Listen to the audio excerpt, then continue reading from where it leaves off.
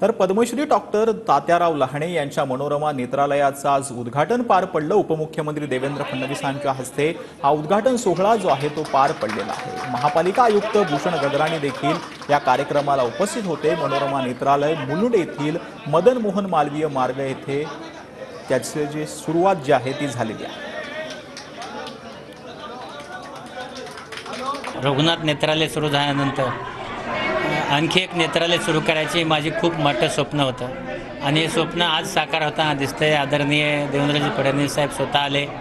आज या मनोरमा नेत्रालयाचं उद्घाटन झालं आणि या ठिकाणी आम्ही असं ठरवलं आहे की जी चॅरिटी आम्ही करत होतो तर तीच चॅरिटी आम्ही इथं सुरू करणार आहोत। ज्या गरिबांना जेव्हा अडचणी येतात त्या सगळ्या अडचणी आम्ही इथं सोडवणार आहोत आणि ज्या लोकांना म्हणजे सगळ्या प्रकारचे जे वेगवेगळे आता आजार निघालेत त्या सगळ्यावर उपाय करण्यासाठी सगळ्या प्रकारची सुसज्ज यंत्रणा आम्ही इथं घेतली।